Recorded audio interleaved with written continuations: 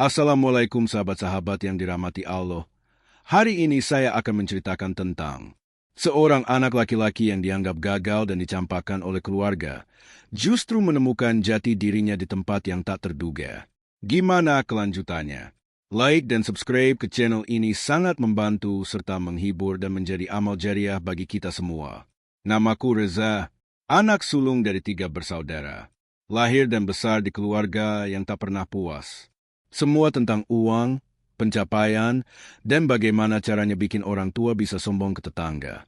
Tapi aku cuma lulusan SMA yang belum juga dapat kerja tetap. 3 kali gagal tes CPNS, 2 kali ditolak kerja pabrik. Selebihnya, aku bantu-bantu warung kecil depan rumah, sekadar isi waktu dan bantu emak. Malam itu, aku baru pulang dari bantu angkut galon di warung Mak Umi. Badanku pegal, bajuku bau matahari. Tapi yang kutemukan saat masuk rumah, bukan senyum atau tanya kabar, tapi suara bentakan bapak. Enak ya, seharian main di luar, pulangnya bawa tangan kosong. Mau sampai kapan kamu hidup kayak gini, Reza? Aku diam, sudah biasa. Tapi malam itu beda, tatapan bapak lebih dingin dari biasanya. Emak cuma duduk di sudut dapur, menunduk. Adik-adikku pura-pura sibuk main HP. Aku udah tua. Za, kamu pikir rumah ini kos-kosan? Makan gratis, tidur gratis, tapi gak pernah kasih uang? Cukup, kalau kamu gak bisa bantu keluarga, lebih baik keluar dari sini. Dunia rasanya berhenti berputar. Aku berdiri membeku, ngerasa seperti debu di lantai. Kotor, tak diinginkan. Bapak serius? Tanyaku pelan. Serius? Ambil tasmu. Pergi? Aku pandani emak. Matanya berkaca-kaca, tapi tak berkata apa-apa. Malam itu, aku keluar dari rumah, tanpa sepatu, tanpa arah, hanya membawa 1 tas kecil dan sisa harga diri yang tinggal 1/4. Langkahku berat, jalanan gelap, tapi lebih gelap lagi isi kepalaku. Aku pikir aku cuma gagal. Tapi ternyata, aku juga dianggap tak layak jadi bagian dari keluarga. Dan di malam paling menyakitkan itulah, aku memulai hidup yang baru, tanpa siapapun, tanpa rumah, tanpa harapan. Tapi siapa sangka, dari titik serendah itu, hidupku justru mulai berubah. Dini hari itu, langkahku membawa tubuh lelah ini ke trotoar depan ruko-ruko yang sudah tutup. Udara dingin menusuk, jaket tipis yang kupakai tak banyak menolong. Aku duduk di sudut emperan, memeluk tas ransel lusuh yang sejak tadi tak kulepas. Itu saja yang tersisa dari rumah, tas, tubuh, dan luka di dada yang belum kering. Perutku keroncongan, tapi lebih berisi pikiran dalam kepalaku. Kenapa aku ditendang keluar seolah aku ini sampah? Apa salahku, selain tak mampu kasih uang seperti yang mereka mau? Lampu jalan berganti merah hijau, mobil-mobil lalu lalang, tak ada yang peduli. Dunia terus berjalan, bahkan saat hidupku berhenti. Tak ada suara yang bisa kudengar selain deru napas yang mulai tak teratur. Aku mulai menangis, pelan dan tertahan. Tapi di tengah sunyi itu, ada suara serak yang memecah malam. Baru malam ini ya, nak? Aku kaget. Dari balik tiang, muncul sosok lelaki tua berpakaian compang-camping. Rambutnya memutih, janggutnya tak terurus. Di sampingnya ada karung plastik dan termos kecil. Dia duduk tak jauh dariku, menyodorkan sebungkus roti tawar plastik. Makan dulu. Gak enak nangis kalau perut kosong. Aku ragu, tapi lapar tak memberi pilihan. Aku terima roti itu dengan tangan gemetar. Terima kasih, Pak. Namaku Darto. Udah lama tidur di sini. Kalau kamu baru, ya selamat datang di kenyataan. Dia tertawa kecil, tapi tawanya tak menyenangkan. Lebih seperti cermin dari luka yang sama. Kenapa kamu bisa sampai sini? Tanyanya. Aku tak menjawab. Tapi mungkin raut wajahku sudah cukup bercerita. Dia mengangguk pelan.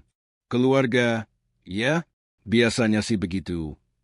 Pak Darto bercerita tentang hidup di jalanan, tentang orang-orang yang terbuang, tentang mereka yang dianggap gagal padahal cuma belum dikasih kesempatan. Jangan malu hidup di bawah. Malulah kalau udah jatuh tapi masih ngerasa tinggi. Kalimat itu menamparku. Tapi anehnya, aku merasa dimengerti. Malam itu, kami tidur berdampingan di atas kardus bekas mie instan. Tak nyaman, tapi lebih hangat dari rumah yang menolakku. Dan saat fajar mulai muncul, aku sadar mungkin jalanan bukan akhir. Mungkin ini awal dari cerita yang belum pernah kutulis. Pagi di trotoar tidak seperti pagi di rumah. Tak ada aroma nasi goreng emak. Tak ada suara anak-anak sekolah yang sibuk rebutan kamar mandi. Yang ada cuma suara sapu jalanan dan klakson kendaraan yang tak sabar. Aku bangun dengan tubuh pegal, gigi gemeretak menahan dingin. Tapi di sampingku, Pak Darto sudah lebih dulu berdiri. Di tangannya ada sapu lidi dan plastik besar. Ayo, bantu bersihin jalan.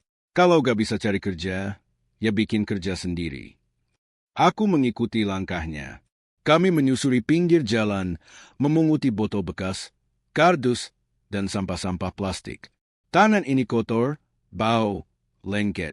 Tapi untuk pertama kalinya, aku merasa berguna. Kami bawa hasil pungutan ke lapak pengepul kecil di ujung gang. Tak banyak, hanya Rp15.000. Tapi saat uang itu dibagi dua, aku nyaris tak percaya. Pak, saya gak ngapa-ngapain, masa saya dikasih separuh? Karena kamu bantu, karena kamu mau mulai. Itu lebih dari cukup, Za. Aku genggam lembaran lusuh itu erat-erat. 15.000 pertama dari hidup yang baru. Rasanya seperti emas. Siang itu, aku beli air mineral dan sebungkus nasi padang sederhana. Makan dengan tangan kotor, duduk di trotoar panas. Tapi, nikmatnya seperti makan di restoran mahal. Tiba-tiba aku ingat, selama ini aku makan enak di rumah tapi selalu merasa kurang. Hari ini, aku makan seadanya, tapi hati ini penuh rasa syukur. Sore menjelang, Pak Darto mengajakku keliling lagi, kali ini ke pasar belakang terminal. Ada tukang parkir yang butuh bantuan. Siapa tahu kamu cocok. Kami temui Mas Irul, pria berkumis tebal dengan seragam lusuh. Ia hanya menatapku dari atas sampai bawah. Kamu bisa jaga motor? Bisa, Mas. Saya siap belajar. Oke, tapi jangan ngilang. Banyak yang kabur setelah ambil uang harian. Saya gak akan lari, Mas. Dan hari itu, aku dapat pekerjaan pertamaku. Cuma jaga motor, terima recehan 1.000-2.000. Tapi lebih dari itu, aku mulai dapat tempat. Aku mulai punya alasan untuk bertahan. Saat malam turun, dan aku kembali ke peran bersama Pak Darto, aku senyum sendiri. Mungkin hidup memang tega, tapi setidaknya, sekarang aku tahu aku belum kalah. 3 minggu berlalu. Setiap hari aku bekerja menjaga parkiran, dari pagi sampai malam. Wajahku makin hitam terbakar matahari, tangan kasar karena kardus dan uang recehan. Tapi aku merasa hidupku perlahan berubah. Mas Irul mulai percaya. Aku dipercaya memegang kunci warung kecil di samping lapak parkir. Dari yang awalnya cuma disuruh jaga motor, sekarang aku bantu buka tutup warung, belanja ke pasar, bahkan sesekali dikasih uang lebih. Aku suka anak muda kayak kamu. Gak banyak omong, tapi jalan, kata Mas Irul suatu hari. Tapi hidup di jalanan tak selamanya soal kerja keras dan harapan. Kadang, justru saat kita mulai berdiri, godaan datang menggoda. Suatu malam, waktu aku baru saja selesai menghitung uang parkiran, datang 2 lelaki muda menghampiri.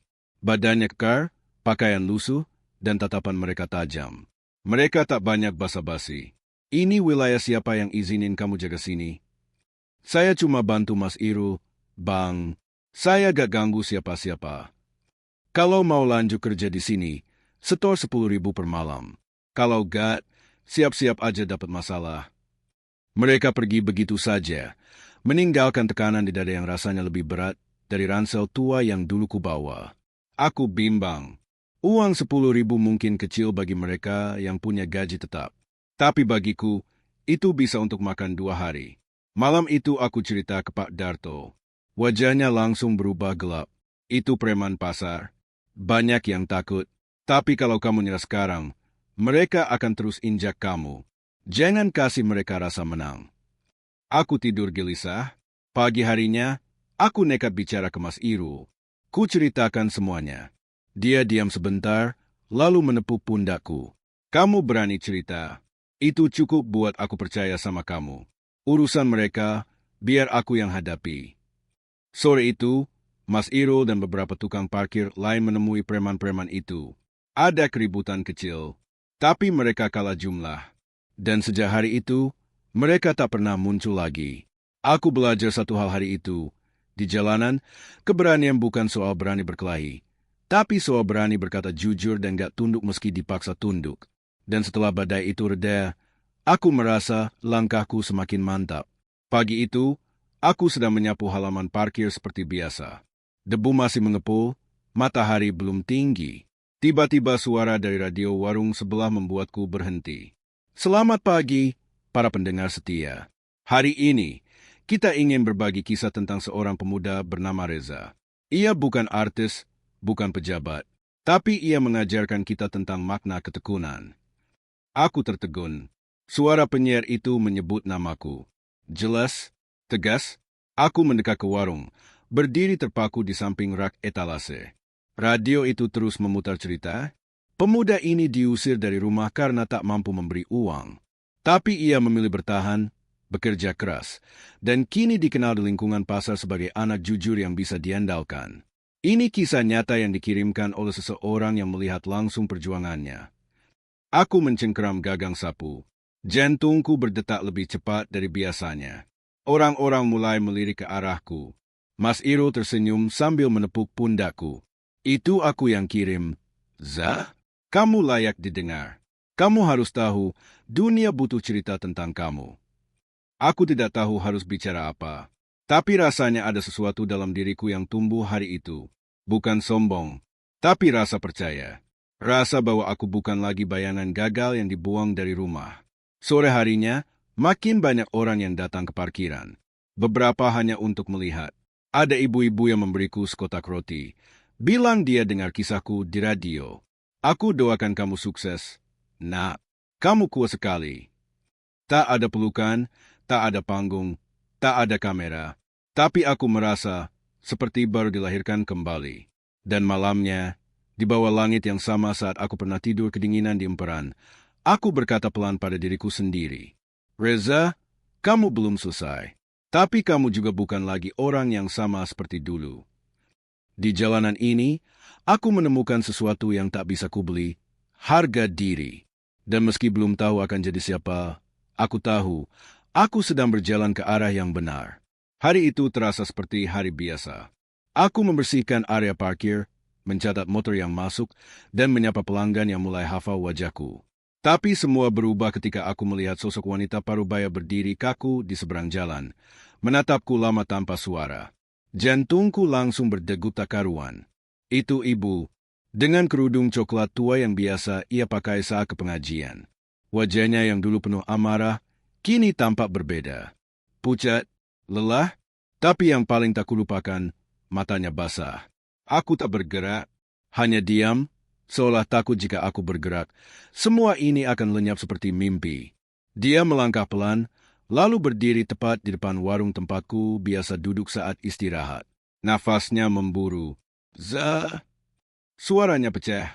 Tangannya gemetar, menutupi wajahnya yang mulai tenggelam dalam tangis.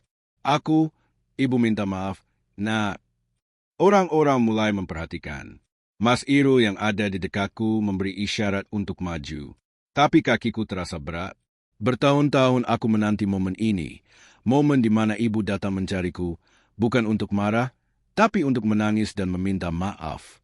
Tapi saat itu benar-benar terjadi. Hatiku campur aduk. Ayahmu sakit keras. Dia nyariin kamu terus. Dia bilang dia salah. Kami semua salah. Aku menunduk. Sekujur tubuhku menggigil. Aku tak pernah membenci mereka sepenuhnya. Tapi luka itu masih ada. Masih berdarah, walau sudah lama kubiarkan tertutup debu. Tiba-tiba Pak Darto datang dan berdiri di sampingku. Za, kamu laki-laki. Laki-laki bukan yang gak pernah jatuh. Tapi yang tahu kapan harus berdiri dan kapan harus memaafkan. Aku menatap wajah tua ibu yang dulu penuh kemarahan. Kini justru penuh ketakutan kehilangan. Tanganku terangkat pelan, menghapus air matanya. Aku belum bisa berkata apa-apa. Tapi pelukannya hari itu menjawab semuanya. Dan di tengah keramaian pasar, di antara bau knalpot dan suara klakson, seorang anak dan ibunya kembali menyatu, meski tak akan pernah bisa menghapus masa lalu. Kami tahu, masih ada hari esok untuk diperbaiki. 3 hari setelah ibu mencariku, aku memutuskan kembali ke rumah. Bukan karena aku sudah melupakan semuanya, tapi karena aku tahu aku sudah cukup kuat untuk pulang dengan kepala tegak. Sepanjang perjalanan, hatiku penuh gemuruh. Aroma kampung yang dulu terasa menyakitkan, kini terasa asing. Gerbang rumah itu masih sama. Warnanya pudar dan sedikit berkarat. Tapi ada satu yang tak pernah berubah. Perasaan campur aduk saat berdiri di depannya. Pintu terbuka. Ayah duduk di kursi roda. Tubuhnya kurus, wajahnya tampak jauh lebih tua dari terakhir kali kulihat. Matanya langsung menatapku. Air mata jatuh sebelum bibirnya sempat bicara. "Za, kamu pulang?" Aku mendekat, berlutut di hadapannya. Tanganku menggenggam tangan tuanya yang dulu tak pernah kurasakan hangatnya. Tak ada kata-kata panjang. Hanya diam. Tapi di dalam diam itu, ribuan kalimat seolah saling berdesakan untuk keluar. "Ibu yang maksa ayahmu dengar cerita kamu dari radio. Sejak itu, dia gak berhenti manggil nama kamu tiap malam." Bisik ibu dari belakangku. Ayah mengangguk pelan, lalu dengan suara parau berkata, "Kamu anak yang kuat. Maaf, karena kami gak melihat itu lebih awal." Aku hanya bisa menunduk, menahan air mata yang tak terbendung. Sejak hari itu, aku bolak-balik pasar dan rumah. Menjaga ayah, membantu ibu, dan tetap bekerja. Tapi kini aku bukan lagi Reza si beban keluarga. Aku adalah Reza yang dipeluk oleh kerasnya jalanan, lalu kembali pulang dengan jati diri yang tak bisa direnggut siapapun. Pak Derto, beliau masih menjadi bagian hidupku. Kami sering bertemu, saling berbagi makanan dan cerita.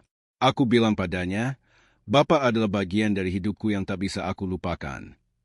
Ia hanya tertawa, lalu menjawab, "Kita semua kadang harus sesat dulu, Za, biar tahu kemana arah pulang yang sebenarnya."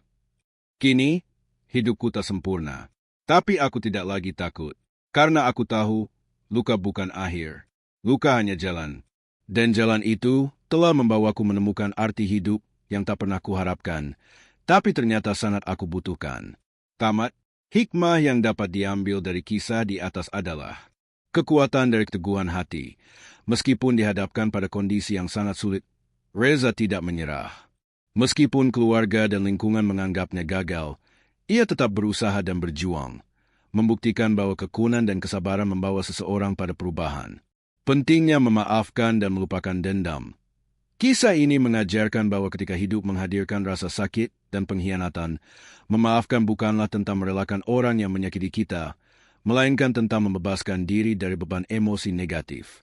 Reza menunjukkan bahwa meski terluka, ia mampu memaafkan dan kembali memperbaiki hubungannya dengan keluarganya. Nilai dari pengalaman, hidup di jalanan mengajarkan Reza banyak hal. Ia menemukan kekuatan dan harga diri bukan dari uang atau materi, tapi dari perjuangan dan keberanian untuk tetap berdiri meski jatuh berulang kali.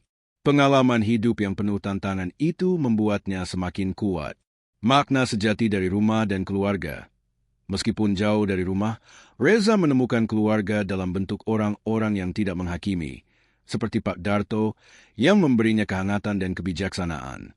Namun, ia juga akhirnya menyadari bahwa rumah sejati bukan hanya tempat fisik, melainkan tempat di mana seseorang diterima dan dihargai. Keberanian untuk mengambil langkah pertama.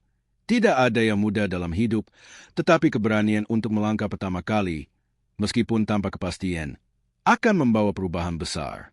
Reza memulai perjalanannya dengan langkah kecil di jalanan, dan akhirnya menemukan kembali arah hidupnya yang lebih bermakna. Kisah ini mengingatkan kita bahwa tidak ada kegagalan yang permanen, dan setiap orang memiliki kesempatan untuk bangkit, menemukan tujuan hidup, dan menjadi pribadi yang lebih baik.